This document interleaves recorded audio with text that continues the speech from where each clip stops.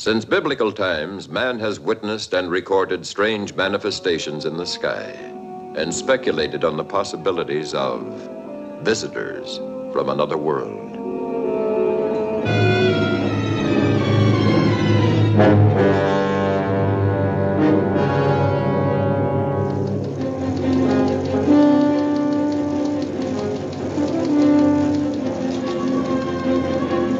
Today, from the skies of California, the fields of Kansas, the rice paddies of the Orient, the air lanes of the world, come persistent reports of UFOs, unidentified flying objects which we have come to know as flying saucers.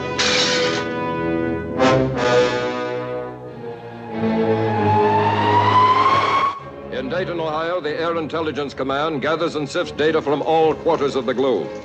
97% of the objects prove on investigation to be of natural origin, but 3% still are listed as unknown. The Air Force is aware of the widely held belief that some of these could be flying saucers from another planet.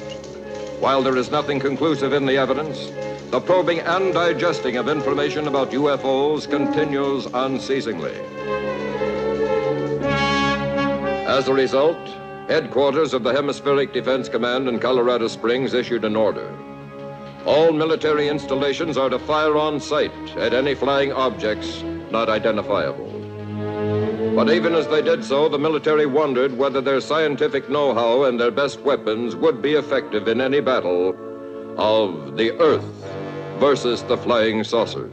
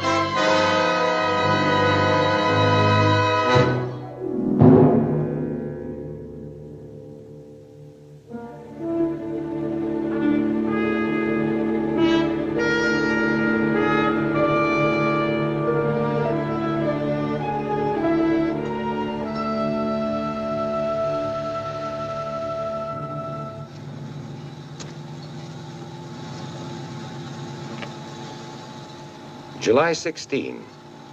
To Internal Security Commission, Ray Skyhook. Summary and progress report from Project Director Dr. Russell A. Marvin. And Mrs. Dr. Russell A. Marvin, without whose inspiration and untiring criticism, this report could never have been written. Married 2 hours, and already she's claiming community property.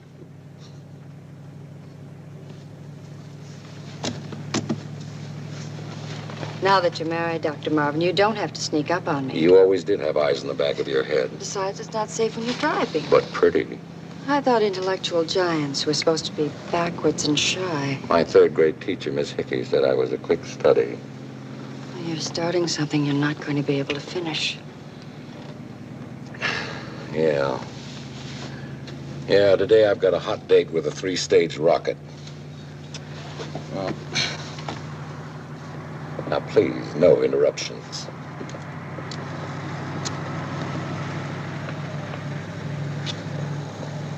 Because of recent scientific advances, it is now possible to realize an ancient dream, the exploration of outer space. To prepare for this great stride forward, we are assembling data on conditions at atmospheric levels beyond those hitherto explored. To collect the necessary data, unmanned automatic observation posts are being sent up in multiple stage rockets to a distance hundreds of miles above the Earth's surface. There, swinging in endless orbits around our planet, will be 12 tiny man-made satellites, or moons. They will report to us by radio, thus providing primary information needed to prepare the way for our ascent into space. The effects of gravitational loss, showers of meteoric dust, the fierce and undiluted heat of the sun, the cosmic radiation, all will be studied and analyzed. At the present time, we have launched 10 of the artificial satellites, or birds as we call them.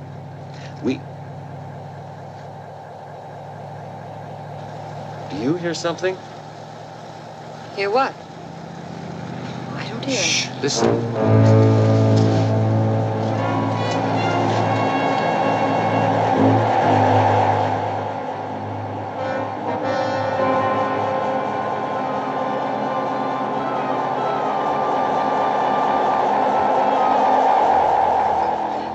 Pull over.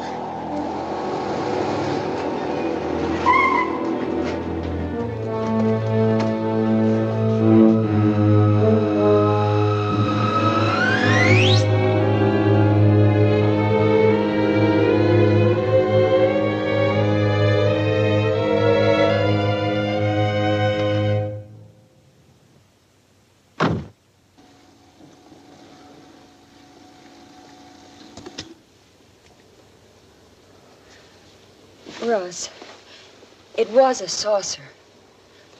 A flying saucer? Well, we saw what appeared to be a flying saucer. That's all we can say. We saw it. We heard it, both of us. What more do we need to know? Well, we have to have time to think, to evaluate this before we sound off. Let me have a light.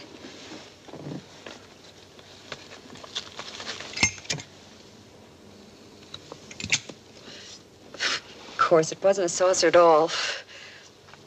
I had to shake like this all the time.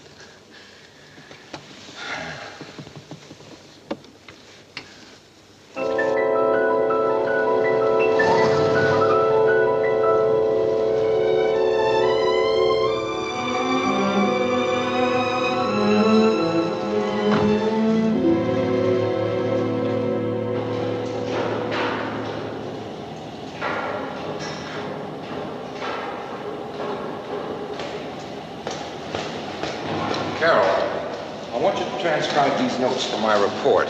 Yes, boss. But there's one little thing first. Now that you're married, Dr. Marvin, the first thing you've got to learn is no more passes at the secretaries during business hours. All right. Or birds, as we call them.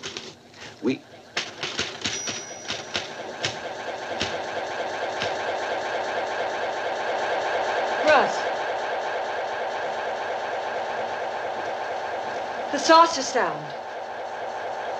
It's on the tape.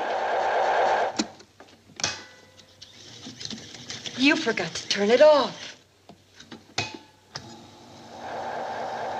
I remember now. I turned it off afterwards.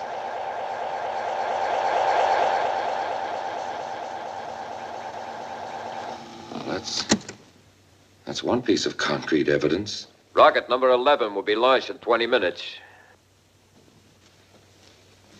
Oh, we'll leave it for now. Come on, we just got time to get to the bunker.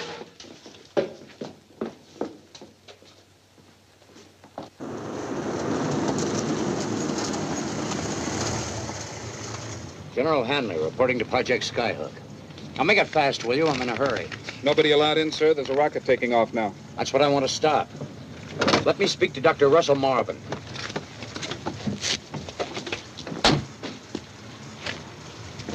Westgate to bunker number 2. Dr. Marvin. Bunker number 2, Marvin speaking. This is the Westgate, sir. General Hanley wants you. Oh, put him on. Carol, it's your father. Calling from Panama? No, right here at the project. Hello, Russ. Hello. Well, welcome home, General. What's the news from Panama? It's bad, I'm afraid. I think you ought to hear what I found before you send up another rocket. Can you possibly put it off? Well, I'm afraid I can't. We're tied to a definite schedule of launchings. Wait a minute.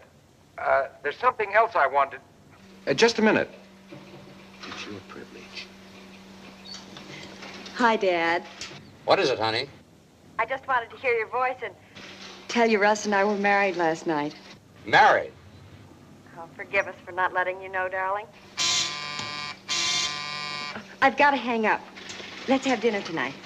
Can you? Don't forget. Bye.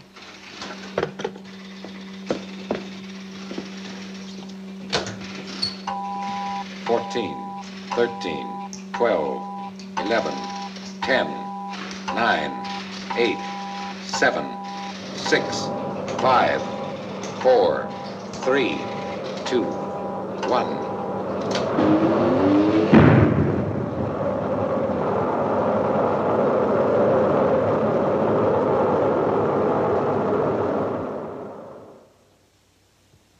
I know how the designer feels hearing a thing like this. But Project Skyhook hasn't worked out the way the Defense Department hoped. Tell me, how many birds have you sent up so far? 11, counting today's. And how many are you in contact with right now? Just one, today's.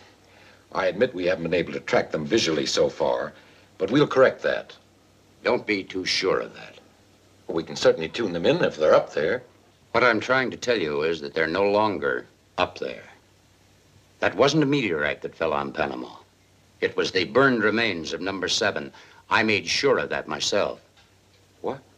And intelligence has reports now which convince us that 1 and 3 fell over Africa, number 5 around the North Pole, and 9 and 10 along the Andes.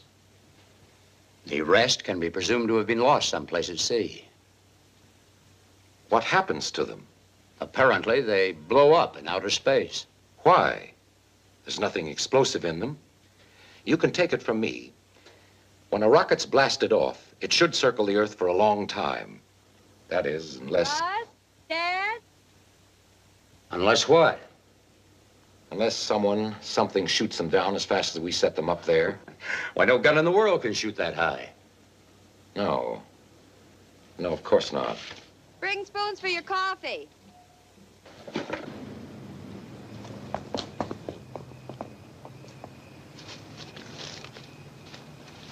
Ah, my special barbecue. Mm-hmm. That's to make up for not telling you about our getting married. It was kind of sudden for us, too. Sudden? I've only been after him for a year. I don't need to tell you, both of you, how pleased I am. Well, I'm glad of that. I wouldn't like it very much if you weren't. Thank you. Russ, what were you driving at back there about something shooting down one of the satellites? General, we saw a strange thing this afternoon. We saw what appeared to be a flying saucer. A flying saucer? It nearly ran into us. You're sure of it? Both Carol and I are subject to the same atmospheric disturbances that may have affected other observers. But there is a qualitative difference when you're a scientist. We do have one piece of supporting evidence. An accidental recording of the sounds it made. The tape is in the lab at the project. I'd like you to hear it tomorrow. You both saw this? Yes.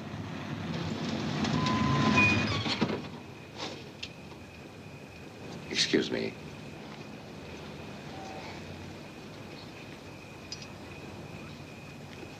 I'm Captain Holloway, sir. Okay. Will you sign here, please? Who's Holloway? He's on monitor duty this evening.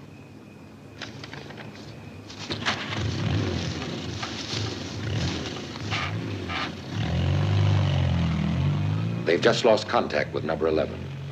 Oh, Russ, I'm sorry. Is it still in range of our receivers?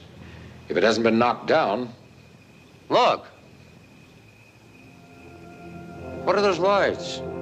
They're what the pilots call foolites. St. Elmo's fire in ancient times. Superstitious regard them as omens of things to come. The best science has been able to make out of them is that they're electric particles agitated by moving air. Same principle as the aurora borealis. There have been so many around the project the last couple of days, we all just take them for granted. Bird 11 ought to be visible in the sky right now in its second lap around the world. Look! There it is. Was that it?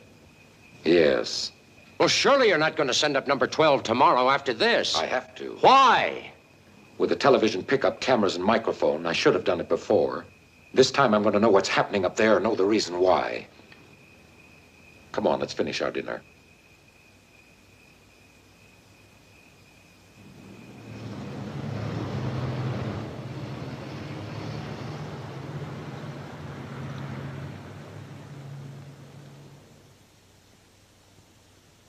Checking TV pickup.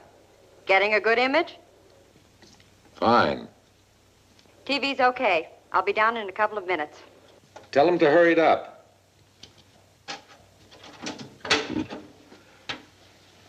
Hey, do you notice anything different since you were here last?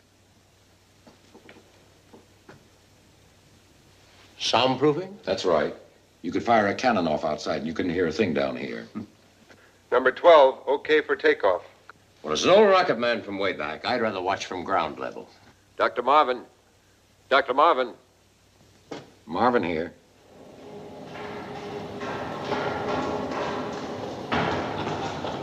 You getting ready for a siege? Well, Russ and I are going to take turns monitoring this one ourselves. For days if necessary. Soundproof privacy. And the last word in scientific solitude. Happy honeymoon, darling. Thanks, Dad.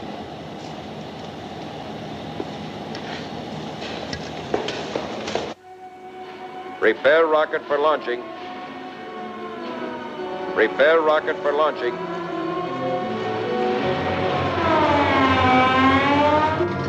Rocket number 12 will be launched in 5 minutes.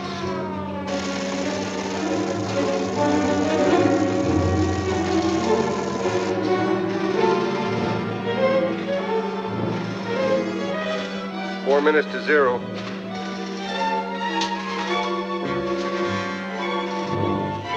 Check. Take it up at 0, Major Kimberly. Okay. Stand by.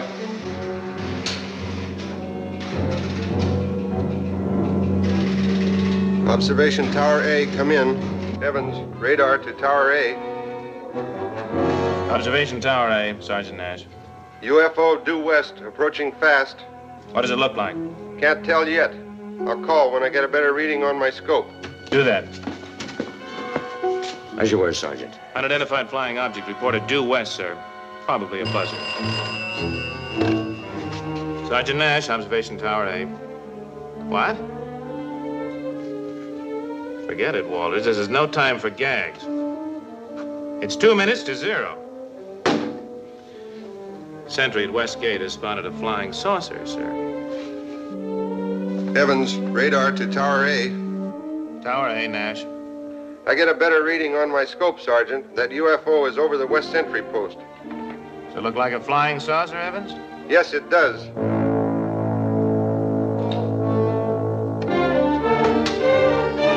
Skyhook control to approaching object. What is it? I wouldn't know. Connect me with Dr. Marvin's lab.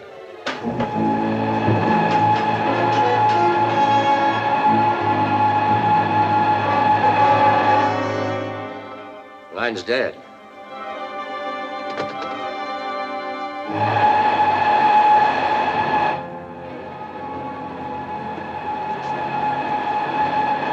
Catch.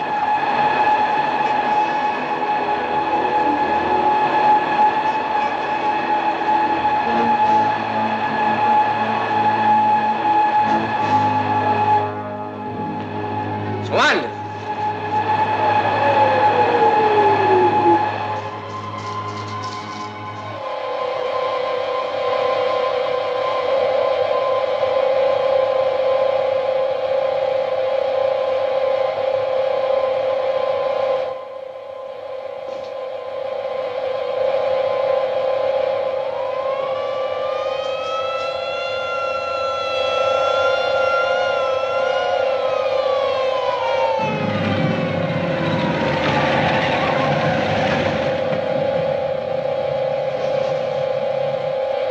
Battery, prepare to fire.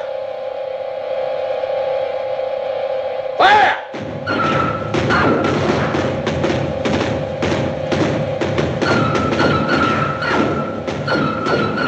They set up an electronic screen. The artillery doesn't penetrate.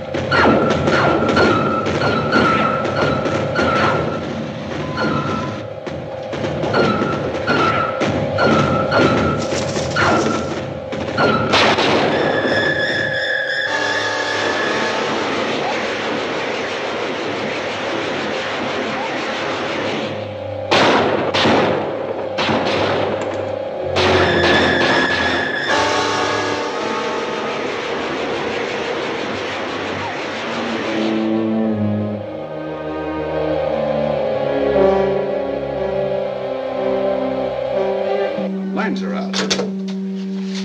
Abandon all firing positions.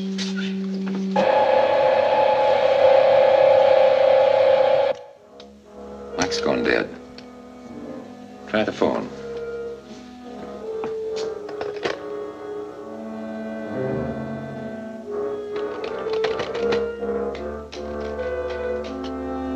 The operator doesn't answer.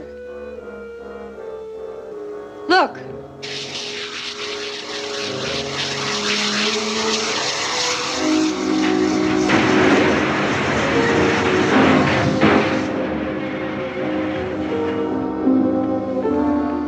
What's happening? I don't know.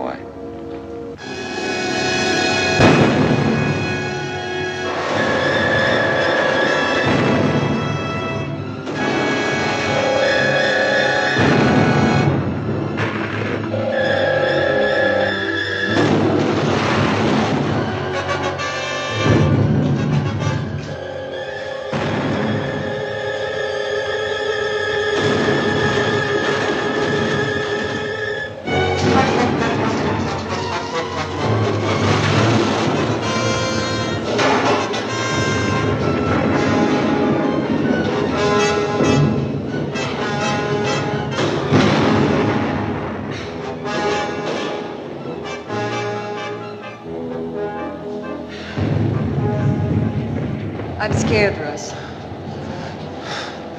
They'll dig us out.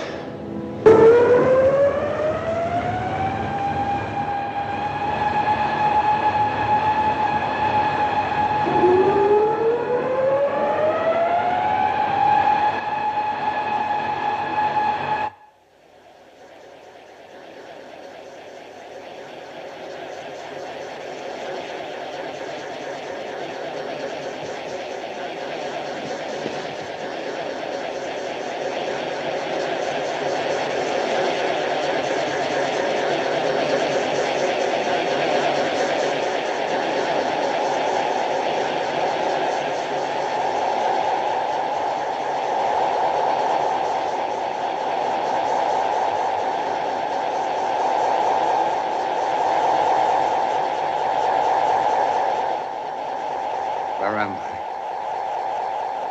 What? We are speaking to you through the translating device above your head.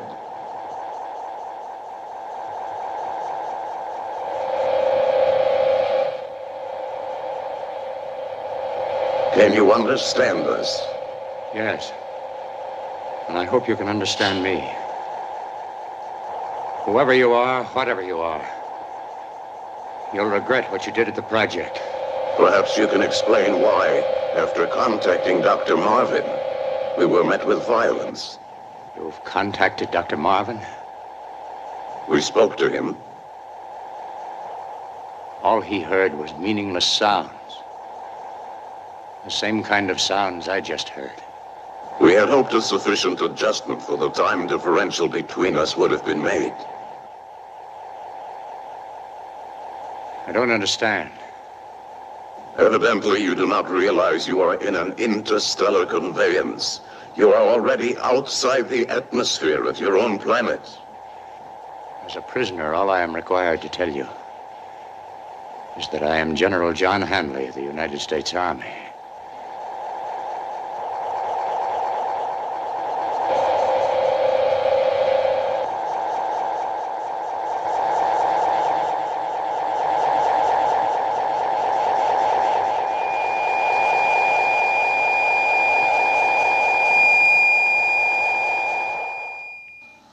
These are all the facts leading up to the rocket explosion at Operation Skyhook.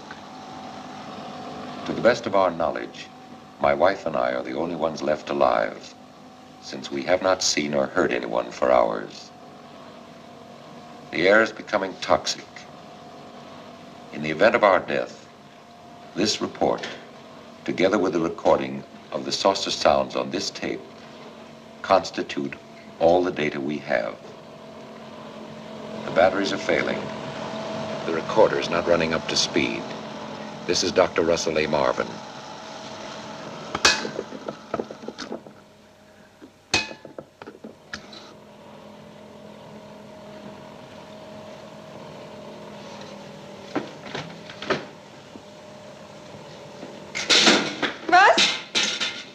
you? It's all right, honey. The gas generator stopped, that's all. Please come close. I'm afraid of the darkness. Dr. Russell Marvin. The tape. It is very urgent that we meet. We will appear tomorrow at Operation Skyhook when your son is exactly over your rule.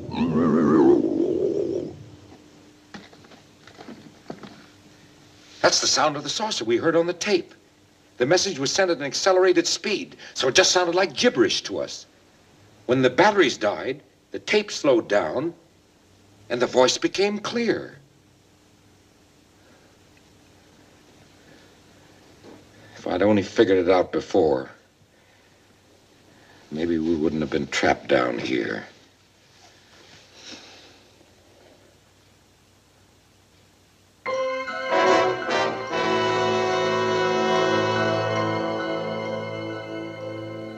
What had stuffed out hundreds of lives and leveled an installation worth millions of dollars? An aroused public demanded an answer, and the federal government dedicated the strength of all its branches to the task of finding one. However, when Dr. Marvin and his wife were rescued, the answer was to be found in the experience of the only two human survivors and in a reel of tape recording they carried to Washington, D.C. and the Pentagon.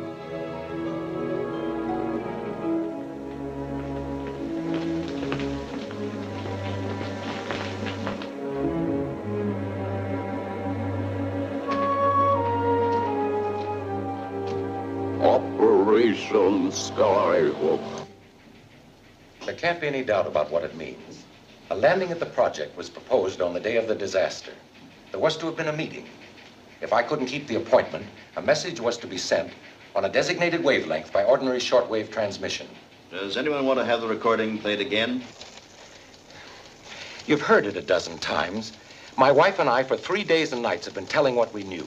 We've been before every committee, commission, and review board in Washington. It's time we decided to do something. The tape is by no means conclusive. Certainly doesn't prove that your so-called flying saucer caused the destruction of Operation Skyhook. I grant you that. A strange voice, a set of instructions that might have come from anywhere. Well, has anyone a better idea of what happened? Personally, I'm inclined to accept Dr. Marvin's conclusion about the connection between the message and the disaster. All right, so am I. Then why not let me try to contact them, meet them, find out what this is all about? If we are to be confronted with a hostile and unknown power, any decision to meet with them must be made at the cabinet level. Well, I just hope that while we're waiting, another disaster doesn't occur. We're pressing for the earliest possible action. The Secretary of State is flying back from Europe. The Secretary of Defense is returning from the Pacific. If a meeting could be arranged in the meantime, the only risk would be to me. I feel personally responsible for what happened. I was in charge. Hundreds of lives were lost. My own wife's father. If I had the authority, I'd grant it to you, but we will have to wait. But I promise you that we will recommend that you be authorized to make radio contact and meet with whoever they are. Are we through for the night? Yes. But we are going to ask you to remain at your hotel. You mean I'm under detention? May be needed at any time. Major Hudlin is assigned as your liaison. Good night. Good night. Dr. Marvin, I don't like this watchdog routine any better than you do. I'm under orders. I have a job to do. We're both on the same side. I'm sorry. I'm just tired and worried. I know. Well, you were in there. You heard both sides. Who do you agree with? I agree with you as far as the urgency is concerned, but they're right, too. They're responsible to a chain of command. They have to be careful. And this thing may be too big to allow for mistakes.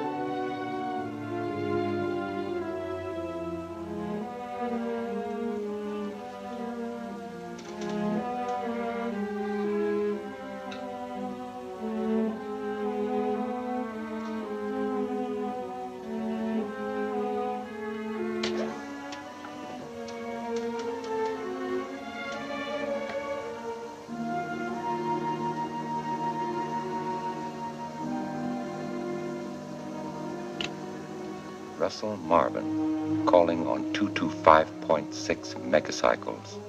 Over.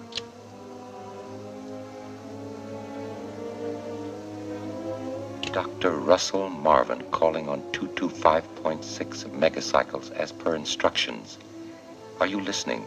If you hear me, please reply. I am tuned in on the same wavelength. Over. We hear you, Dr. Marvin, and we understand you. Do you understand us? Yes. Who are you? Listen, it is now 9:30 a.m. Earth time, Greenwich Meridian time. We will be waiting at exactly 11 a.m. at the shore of the Chesapeake Bay where the North Beach Road reaches the sea. Do not raise an alarm, and keep this appointment. Listen to me. I can't keep the appointment. I'm under orders. I'll be able to meet you in a few days. Do you hear me? Over. Russ? Hello, hello. Dr. Russell Marvin calling on 225.6 megacycles. Do you hear me? Please come in. Over. 11 o'clock Greenwich time. That would be 6 o'clock here. I can just make it. You're not going. I heard you say you're under orders. I didn't arrange this meeting. I just asked them to wait. Who ordered that radio? I did today. I was hoping they'd give me the go-ahead and let me use it. You can't go. I've already lost Dad. You shouldn't have called them. Oh, maybe I shouldn't have. And maybe I should. But it started now. And I've got to go through with it. But it's not your job alone. Oh, call someone. Call Major Hugland.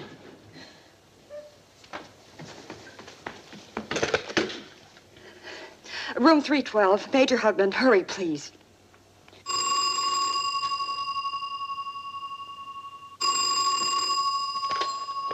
Hello? Yes. Yes? Thanks. Well, call the garage.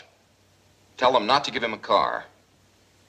Well, tell them he's sick, anything, out of his mind. I'll be right down to take care of it. Sure thing, Mrs. Marvin. Frank, may I have my car, please? Gee, Dr. Marvin, I can't. I was talking to your wife on the phone, and she said that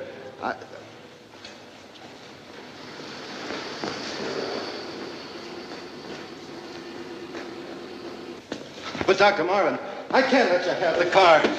Get out of my way, Frank. Please, Dr. Marvin, I don't want to lose my job.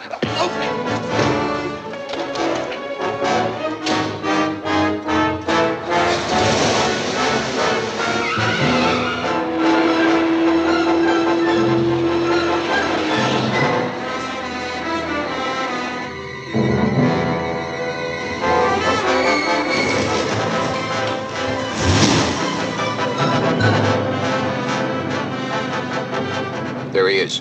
See if you can get him on the radio. Hello, Russ. This is Carol. Russ, come in. He won't answer me. Wait for us, Russ. Major Hugland and I want to talk to you.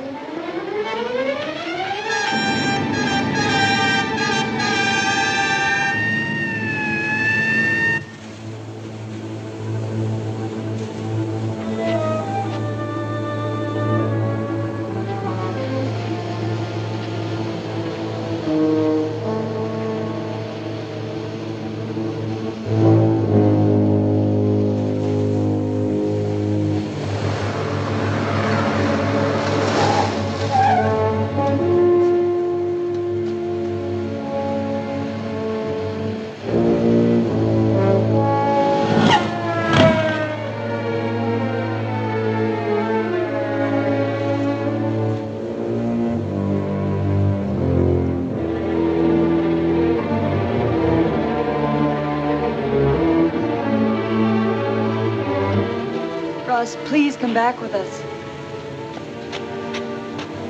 I'm sorry, but I have to do my job. Let's go back. Please come in. Come on, let's get out of here. No, wait. With your friends, Dr. Marvin.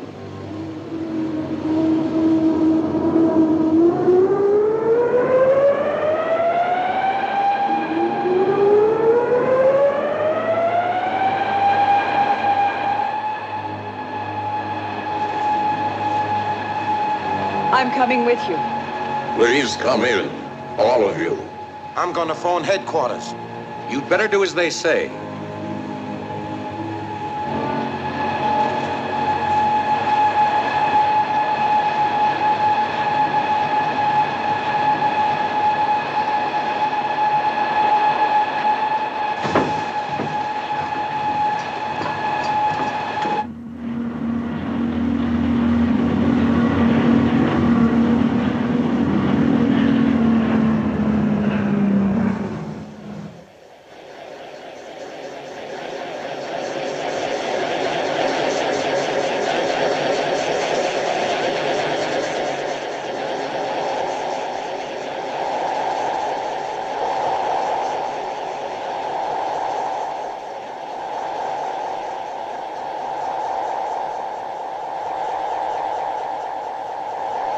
We must be thousands of miles away from the Earth.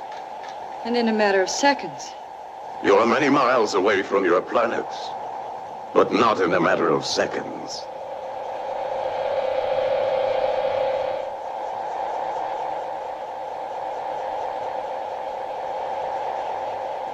Listen to your watch, Dr. Marvin. Stopped. It's supposed to be anti-magnetic. We generate a magnetic field stronger than the gravitational field on your Earth. This is the principle by which we move through space. We have adjusted the magnetic field to compensate for the normal loss of gravitational effect and atmospheric pressure. But your watch hasn't stopped. Feel your pulse. I haven't any. Neither have I. We operate in a very different time reference. You might say all this is happening between the ticks of your watch or the beats of your heart. And that's why we couldn't decipher your message till it was too late. It made it necessary for us to defend ourselves at Skyhook. Then you shot down our 11 rockets. Why? At that time, we had no way of knowing they were only primitive observation posts. We thought they might be weapons directed against us. Who are you? Where are you from? Because of your leadership in exploring the field of outer space, we felt you could best understand that we are the survivors of a disintegrated solar system. At this moment, the remainder of our fleet is circling your globe.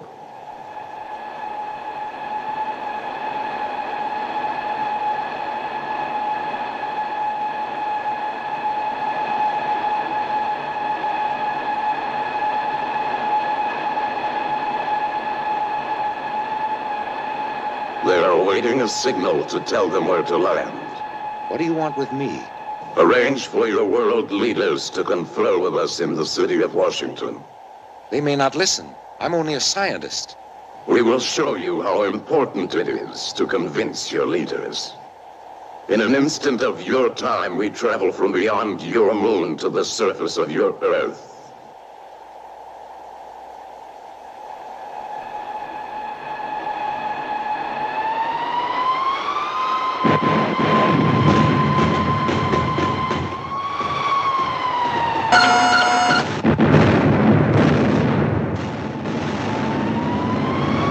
There were 300 men on that ship. Speed, maneuverability, and force. With a weapon like that, why don't you just land and take over? To do that would cause worldwide panic. Despite our power, the few of us would be busy indefinitely trying to suppress a large hostile population. In the end, we would be masters of a wrecked and hungry planet. What makes you think you'll conquer us without a fight? We felt it would be best to meet with you so fighting could be avoided. Such agreements have been made on Earth before. How do you know so much about us? We have the means of accumulating information. If you wish to convince yourself about our detailed knowledge, test us. Any question? What's the size of the armed forces of the United States? It is approximately 3.5 million men. Well, what team has won the most World Series? The New York Yankees. Who was the first president of the United States? Washington. I know that voice. Who are you? John Hanley. My father. What have you done to him? You have been addressing General Hanley's mind, not General Henley. Look behind you.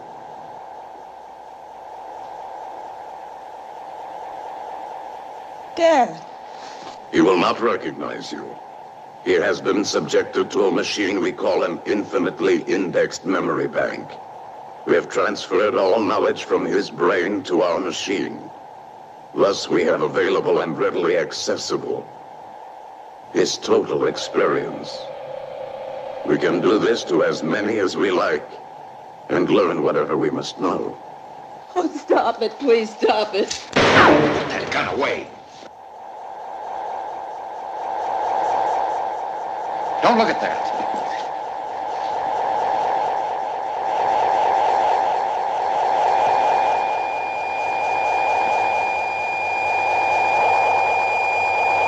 This is the beginning of the process by which we read the brain for the infinitely indexed memory bank.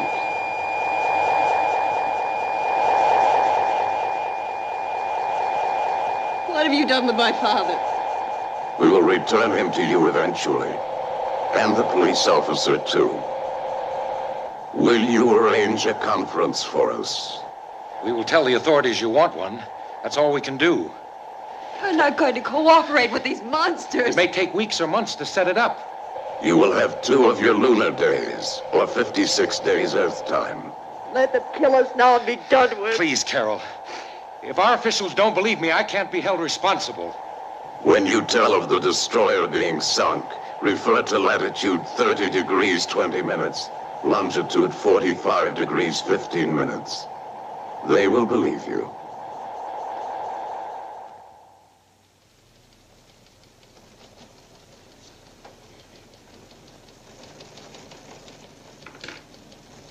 Well, suppose Major Hudlin, my wife, myself, were all hysterical, or hypnotized, or whatever you're thinking. That we never saw what these fiends did to General Hanley or the police officer. How do you explain the destroyer? There's word that the Atlantic Fleet has lost contact with a vessel in the area, but there's no confirmation of a sinking. However, we're continuing to check. You realize, of course, your contacting the saucer in the first place violated our instructions. This itself may have placed the safety of the entire country in jeopardy. Now that the damage is done, and assuming your story is verified, are you proposing that we meet with these creatures and yield to their demands? And why Washington? If they want to parley with the whole world, why do they choose the capital of the United States? They appear to be realists, and Washington is one of the centers of political power. What about our atomic and hydrogen weapons? Wouldn't they be effective against these saucers? I'd like to answer that question, sir, if I may. Our atomic weapons might be effective if we could deliver them. But to use nuclear power when they land would destroy our own cities. And then we don't know whether they are vulnerable or not.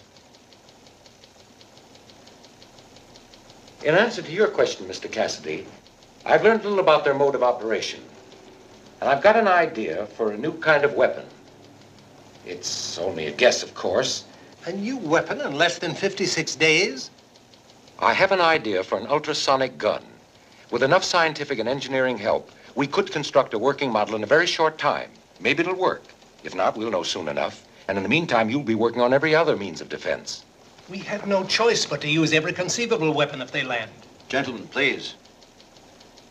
The destroyer Franklin Edison was sunk at latitude 30 degrees 20 minutes, longitude 45 degrees 15 minutes, at approximately 0600.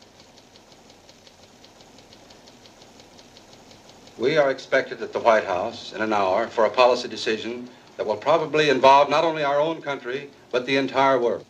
Whatever the decisions, you may be certain that you'll be given every assistance in testing your theory. I suggest you start to work right away. Major Hagelin will make arrangements for whatever facilities you may require. Thank you.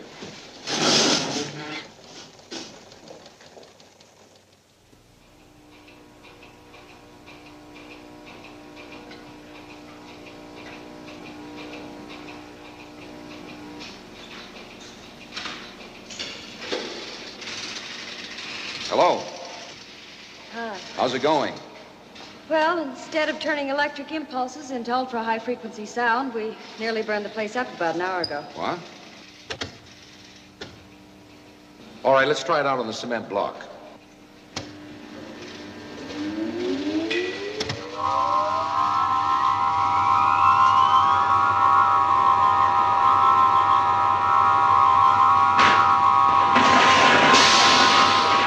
All the way.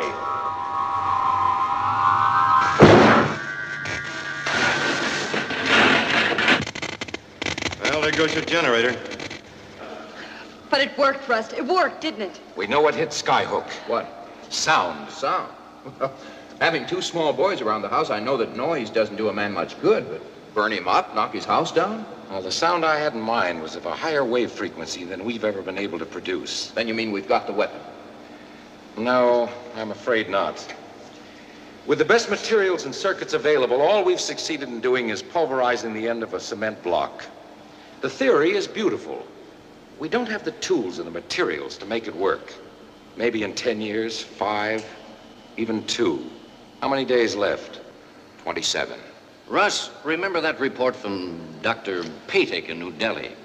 He suggested a different approach. Instead of attempting to duplicate the ultrasonic devices of our visitors, we try to interrupt their magnetic field by projecting a highly intermittent induced electrical field. Now, suppose we take this one... Of course! We cut the ultrasonic wavelength into the circuit and knock them down like clay pigeons. Not so fast, Russ. You know It can work. It can work. Here, Major, Yes? get on the phone. We'll need the largest portable generator that Schenectady makes. From all parts of the globe, under top priority, came every facility and scientific help the governments of the world could furnish. Dr. Marvin and his staff assembled these necessary materials in a concealed laboratory, where they were to translate a short experience in a craft from outer space into a formula, then plans, and finally, a functioning reality. It's only a hollow steel ball, but for our purposes, it's a flying saucer. You can start up the generator now.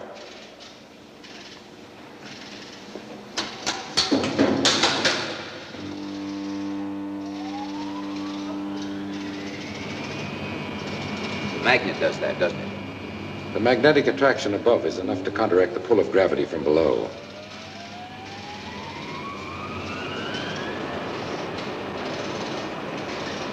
Go ahead, it was your idea. You be the first to try it. My idea, nonsense. It was just as much yours and Dr. Patek's in India and a dozen other scientists all over the world. Come on.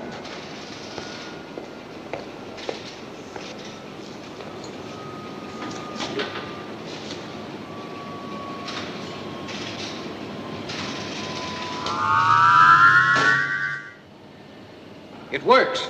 It works fine. Russ, look.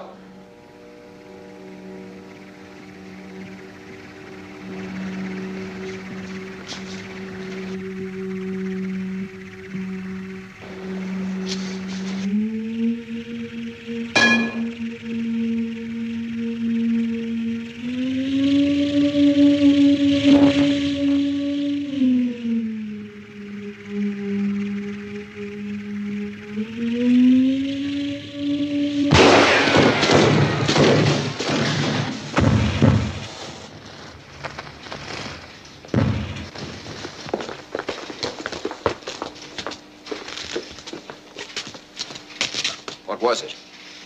The same kind of thing that's watched us since the beginning of the project. Watched who? Russ and all the developments of the rocket program. I always thought it was St. Elmo's fire. I'll have to change my mind about that. Oh, whatever it was. The saucer sent it down to find out what we're doing. We have television. They may have some totally different device that serves the same purpose. We'd better get to Washington before they decide to drop in on us. Major, give Cutting a hand. Load that gun on the generator truck. Right. Never mind the files, Professor. I'll take the diagrams. We ought to be in Washington in about an hour.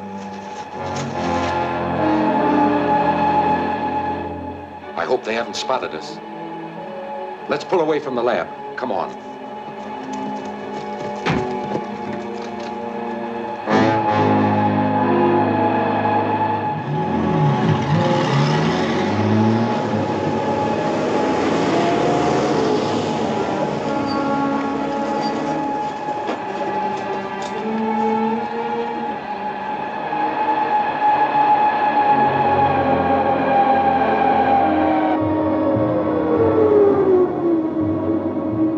Saucer stays in firing range, we may be able to give the gun its first real test.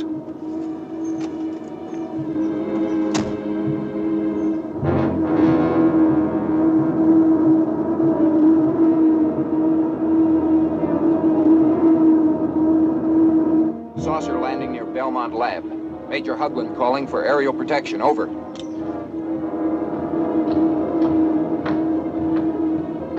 They're sending a bomber. We ought to go on with those diagrams as quickly as we can. I'll get them from Russ. I'll go with you. Fire up the generator. We're going to see if this gun really works.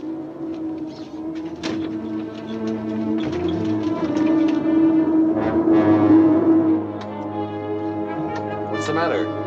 Can't get this blasted thing started. They're looking for us, all right.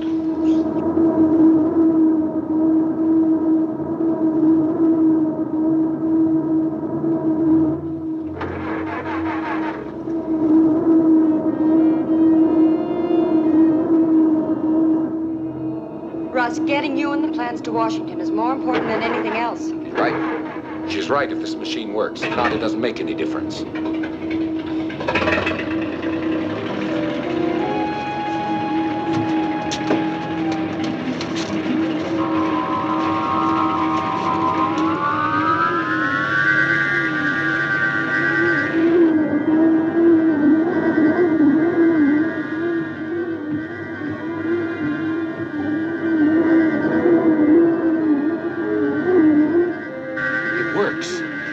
Just had a little more power.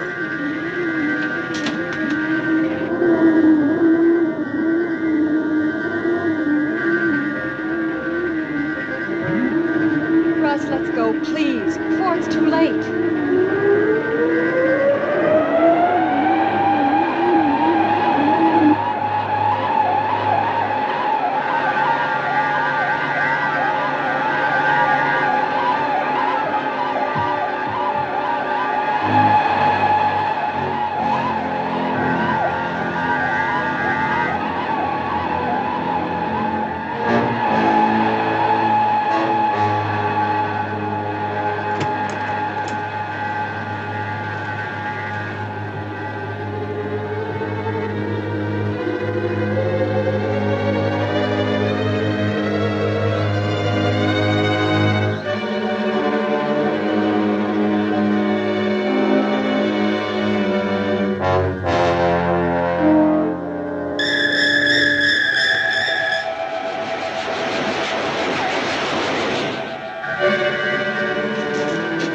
The gun circling overhead and the saucer will stay away.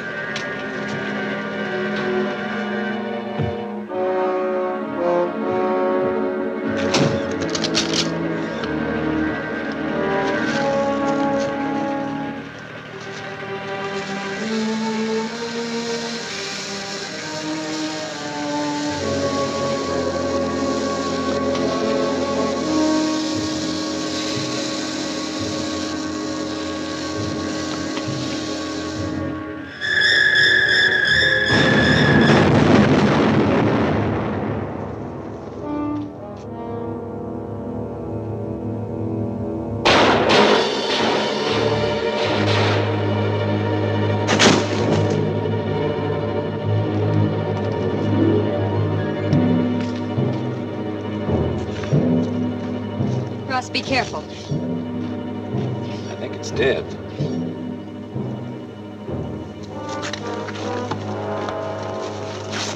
It's Light as a feather.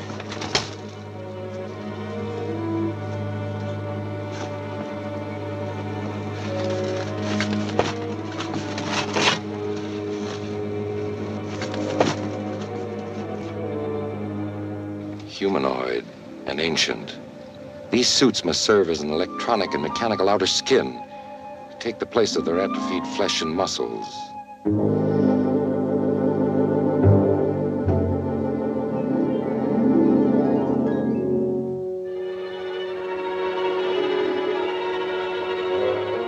I must get this to a lab.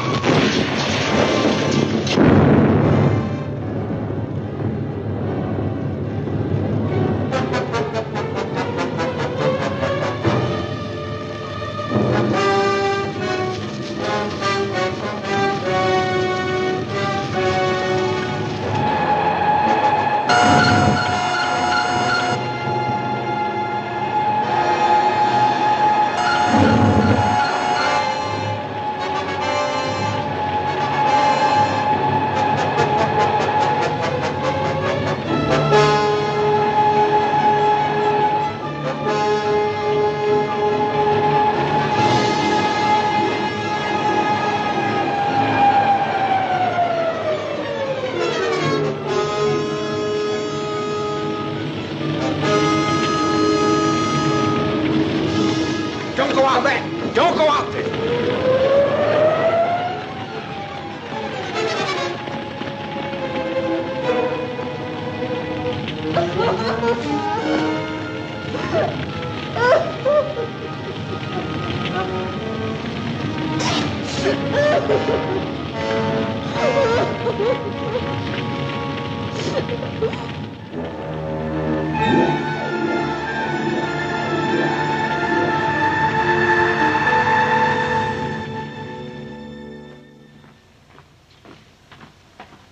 Oh, you're Dr. and Mrs. Marvin now. Carol, Russ, we've been waiting for you. Thanks. This is Dr. Alberts. How do you do? You know General Edmonds, Yes, Admiral of course. Enright. Certainly. And Mrs. Marvin is General Hanley's daughter. Mrs. Marvin? Your father's death was a great loss to all of us. Thank you. Well, I see you've been busy. Oh, we've been doing a little work. Here, let me show you. It didn't take too long to break this thing down. These helmets have a language translating device in them. Mrs. Marvin, would you say something into the microphone?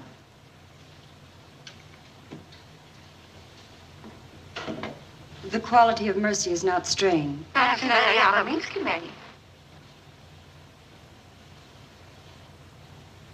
It droppeth as the gentle rain from heaven. Shakespeare wouldn't like it. Professor Albert said if we read the dictionary into the device, word by word, we'd have a translation of those words into their language. By translating their communications into our words, we were able to decode them. Professor Alberts requisitioned the electronic translator, which his university had developed, and the results, to say the least, have been startling. We've recorded a number of their messages on tape. One of the messages appears to be a plan of attack. The rest were operational routine. I'll show you how it worked. Over here.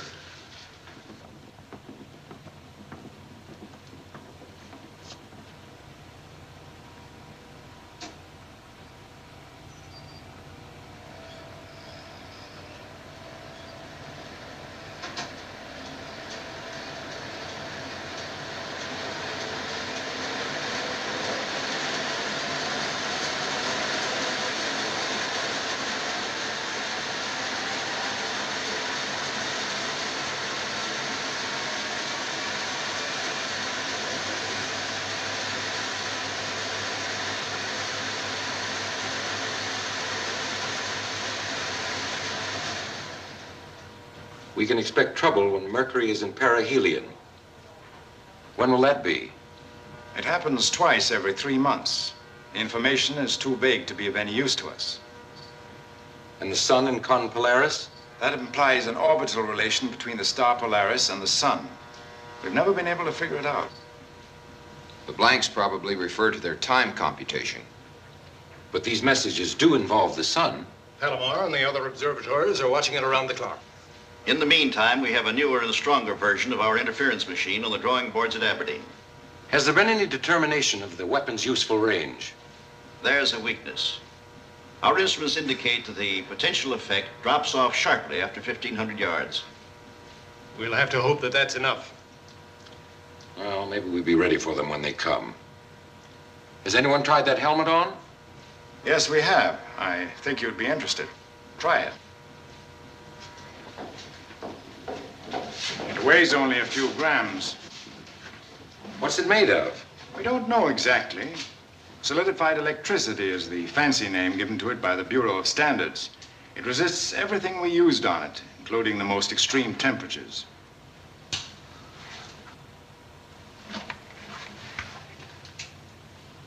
It makes me Superman, for one thing. Yes, we know. I have a peculiar range of vision.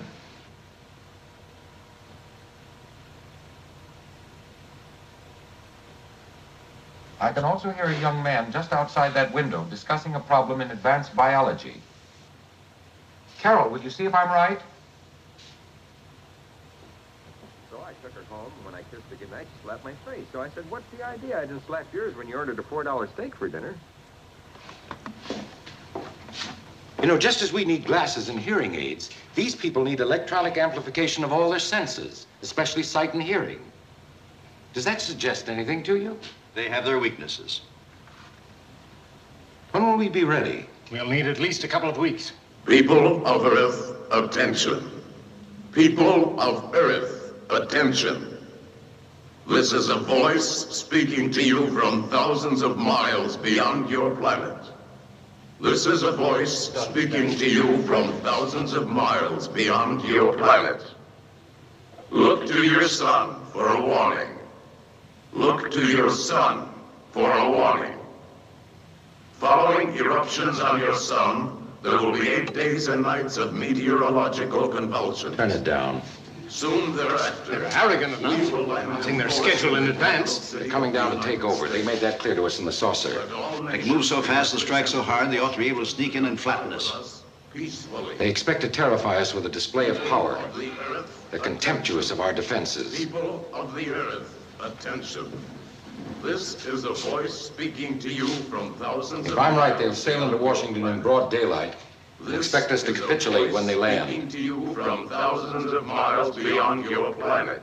People of Earth, attention. People of Earth, attention. This is a voice speaking to you from thousands of miles beyond your planet.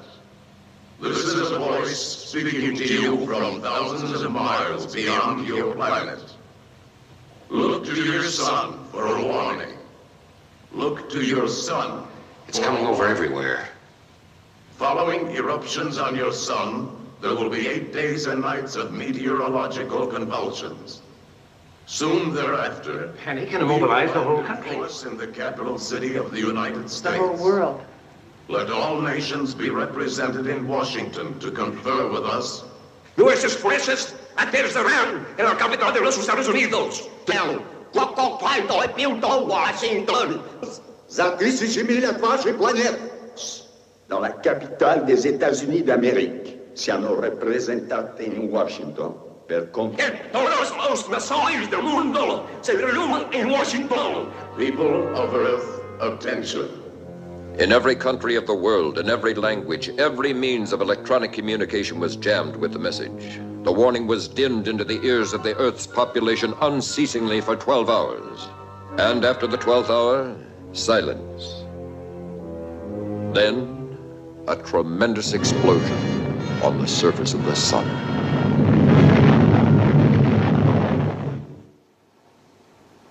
"9 days.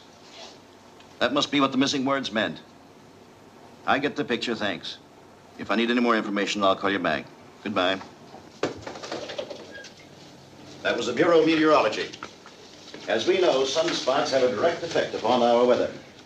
We can expect heavy storms, tidal waves, hurricanes. When? Beginning now and continuing for 8 days. It's when we most need our communications and transport. We'll have to work under the worst possible conditions to prepare for an attack. What's the schedule, General? You're working on the installation of the interference units. Our plans for evacuating the city are already underway. Then it's been decided that we'll fight? When an armed and threatening power lands uninvited in our capital, we don't meet him with tea and cookies. There's a job of production expediting waiting for me. I don't believe further discussion will solve our problem. Before we break up, I'll remind you that we have 9 days left. One of those days is already half gone.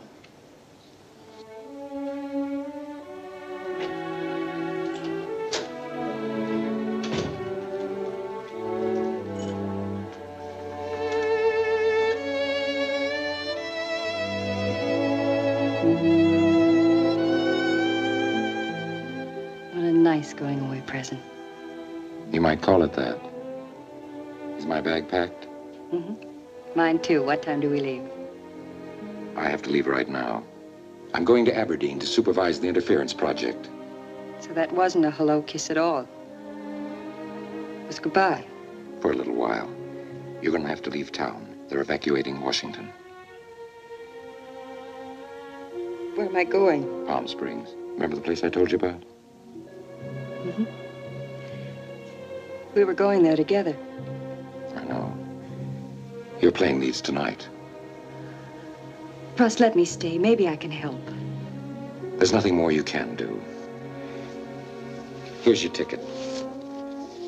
You will arrive before the bad weather sets in. And I'll be there soon.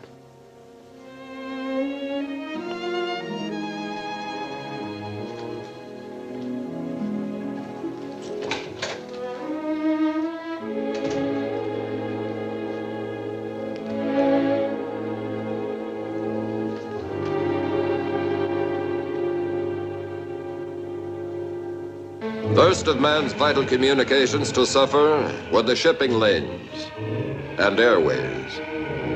Then transport by rail and highway, ground to a halt. When the telephone and telegraph systems had failed and the radio networks were forced to bear the burden alone, they too succumbed to interference known to originate in an increasing disturbance in the sun. The world, crippled by these events, waited for the first sign of an invasion from outer space. Because of the atmospheric violence, it was not until the 9th day that an orderly evacuation of the city of Washington could be attempted. Although the authorities and the military worked miracles, when the 10th day dawned, more than 60% of the people of Washington were still in the metropolitan area. Take these at CIC. Yes, sir. Mrs. Marvin. Your husband told me you were in Palm Springs. The plane schedules were canceled before I could get away. Have you heard from Russ? There's been practically no communication with Aberdeen. Wires are down, radio jammed. But I'm expecting a courier any minute.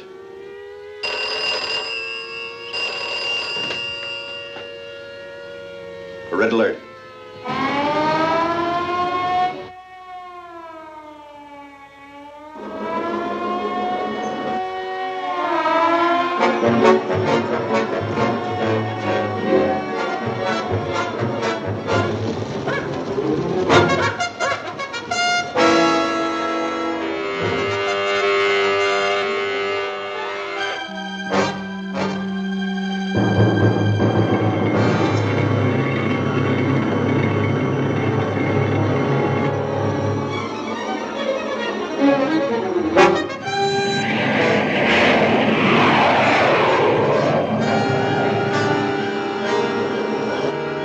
Saucer heading in low over the Atlantic, coming in fast.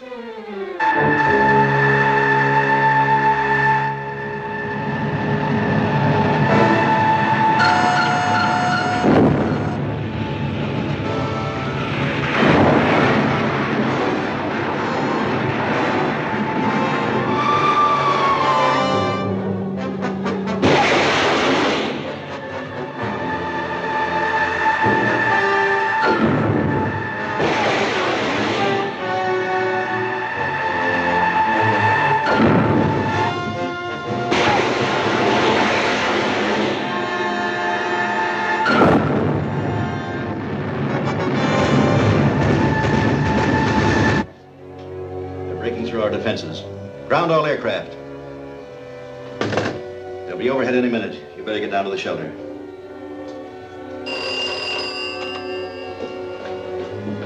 Wait a moment, Mrs. Marvin. Truck convoys from Aberdeen are taking up positions in the city. Your husband's section is nearing the Pentagon. Thanks.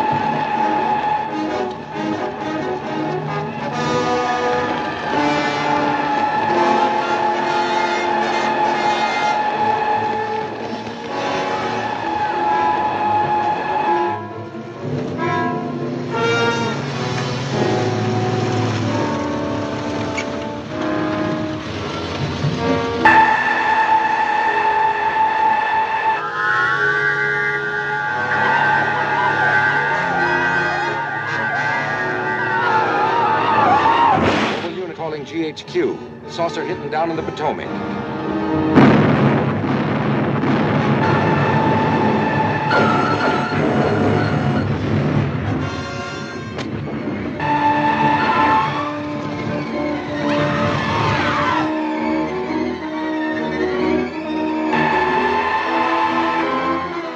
Keep it in your field so it can't fire at us.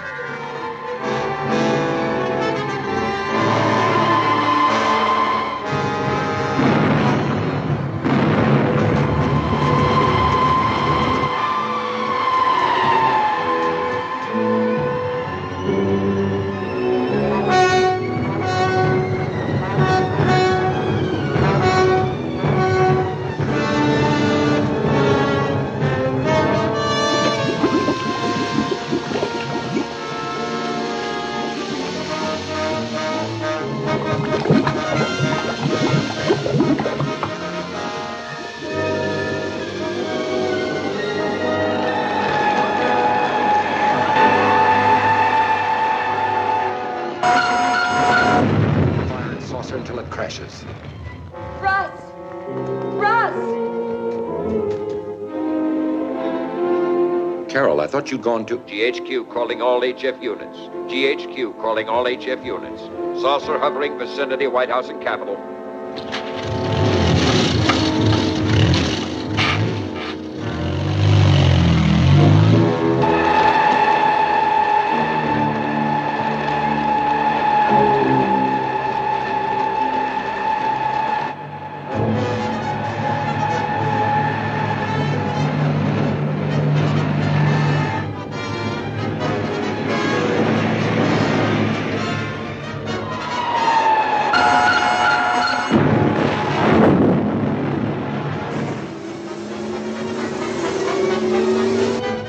Attention all units. Saucer now landing vicinity White House. Attention all units. Sounds like they're jamming us.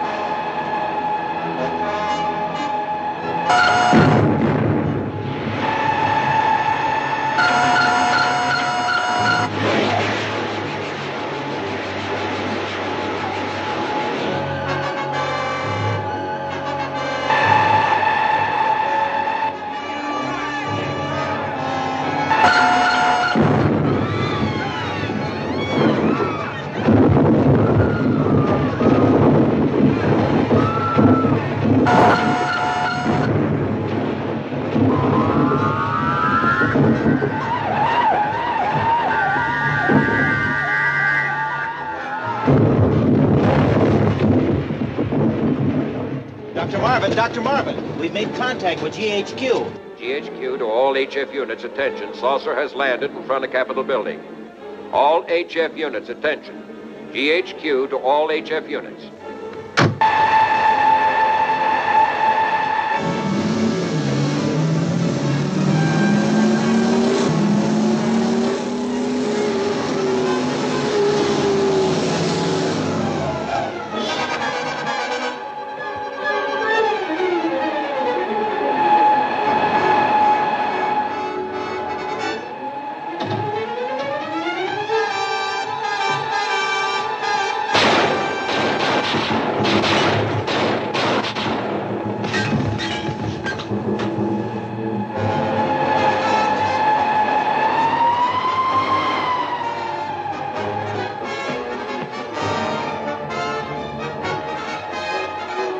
Keep firing at saucers.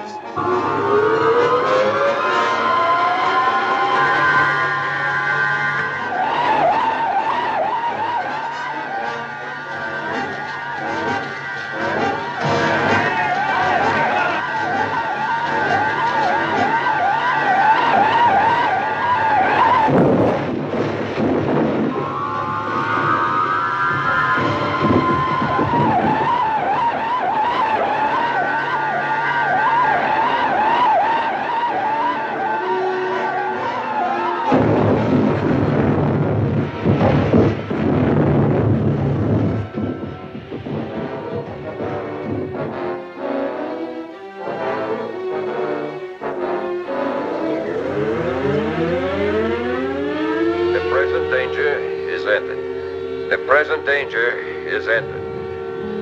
The present danger is ended.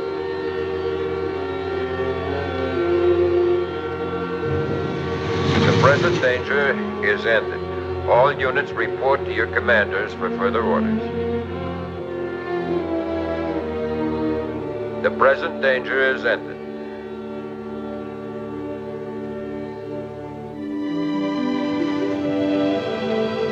Don't wriggle. Here's what it says. The President has ordered Project Skyhook rebuilt, and the space exploration program continued under the direction of Dr. Russell A. Marvin.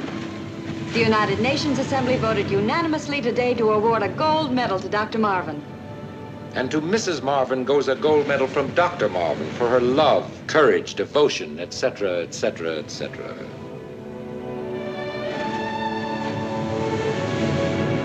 Russ, do you think there are any more? Will they come back again? Not on such a nice day.